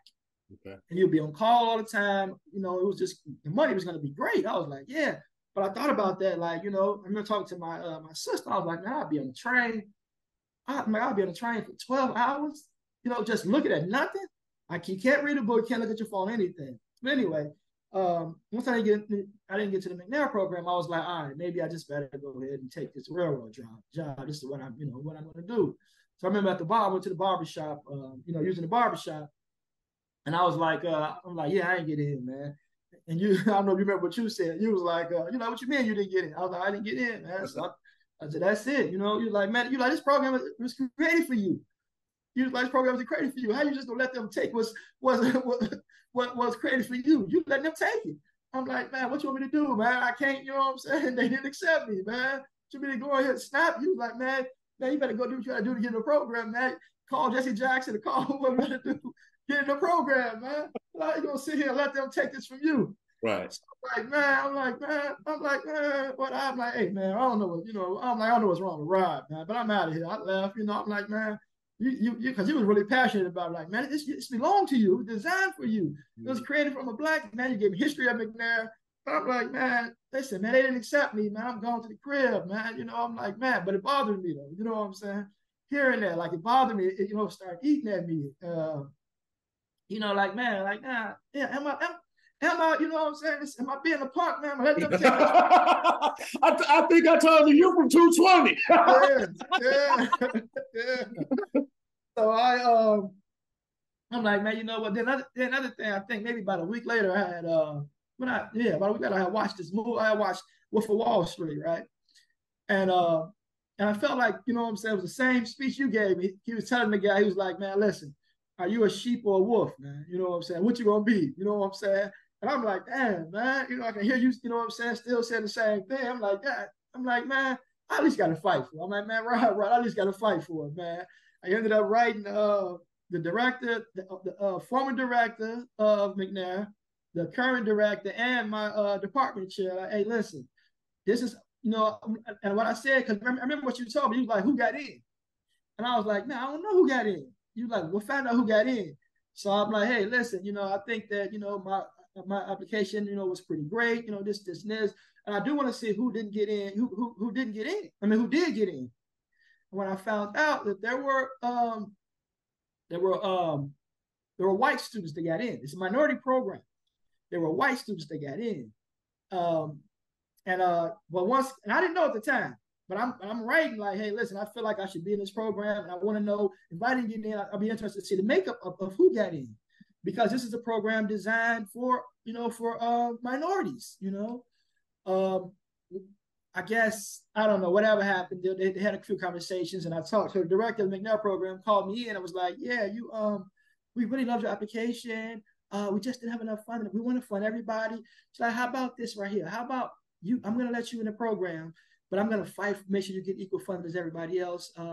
Just bear with me a little bit, because you are the ideal person we want for this program, and this, and this. So I'm like, oh, okay, cool, whatever. I'm like, yeah, they just got a little scared. First day of the program, I see the white kids and the white students, and I'm like, look at this, man.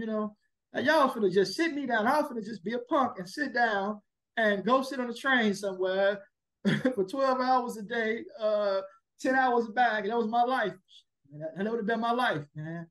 You know what I'm saying? So without that speech, or I don't know if it's a speech or cursing me out, whatever you want to call it, man. Without that, because I wasn't gonna fight it. I didn't even think fighting was an option. Man, that shit's so cold. Yeah. That's cold, man, because first of all, you're lucky it wasn't Robert that got in your ass. Right? because Ronald E. McNair was a Black scholar who was into neuroscience, and the space shuttle, he was on the space shuttle that blowed up in 1986, right? Mm-hmm. And his family went to the federal government and said, hey, listen, we need some accountability on his behalf. And how we see it being beneficial to us as a culture is starting a program in Ronald E. McNair's honor for future scholars, right, who are interested in research and want to become PhDs, right? And initially, that program was slated for Black students, right? Eventually, later on down the line, they replaced the word Black with minority. Yeah. So that's why I was so pissed off. Like, hey man, my mindset is like this. Yeah, I'm a scholar, I'm an academic, but I'm also like from the hood. Yeah. I'm a street dude too. I have a balance, and so do you.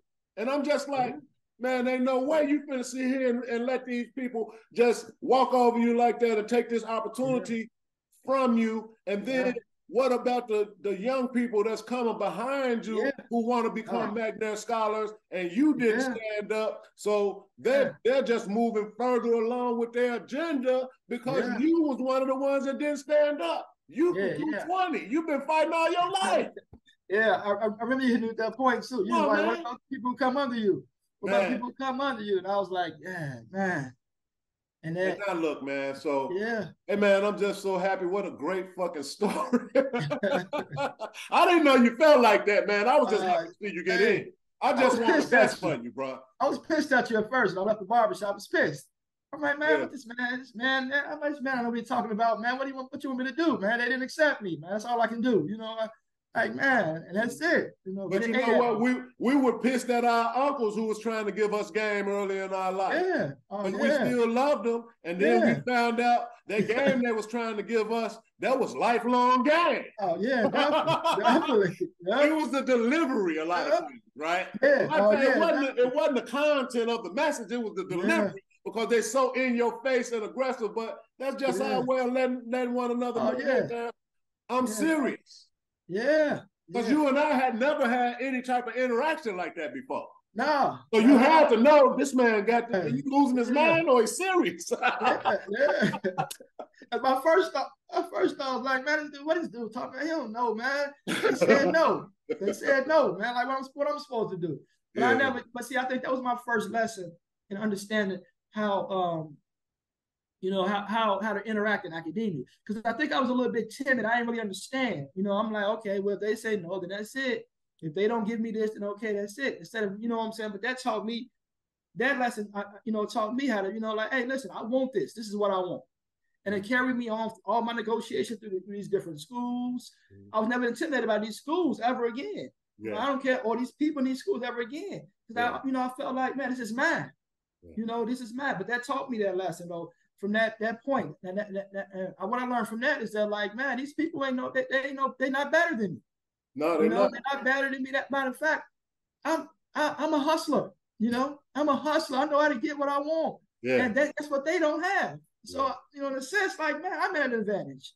Yeah. So that moment, but I remember that moment. I remember being pissed off at you. Like, man, this what I'm talking about, man. You don't know what he's talking about, man. Oh, man, great fucking story, man. Great interview. Hey, we're going to end it right here, man. Any closing remarks, man? You got any closing remarks? Nah, man, I just appreciate the love, man, the support you always have for me, brother. And I think that, they say God put people in your life for a reason, but it's often just said, it's just said as a saying, though, man. Like cliche, yeah. Yeah, but you actually been there, what I'm saying, for a reason. Even now, man, when I'm going through things academically, man, having somebody I can call and talk to, some of the racism that I faced at University of Chicago, having somebody, to call and talk to. So I think this podcast, just the brotherhood that you forming, though, man, that you all already formed and let me into. Man, it's so important, man. We need more of that. We need more brothers getting together, not to as a gang bang, the gang, but getting together to, to build and to support each other, man, because we need each other. All right, man. We're going to continue in that direction, man. Hey, man, we proud of you once again, man. Appreciate it. That concludes another episode of Chicago's ILLectuals podcast. We'll see you next time. Peace, Cash. All right, peace. Appreciate it. All right.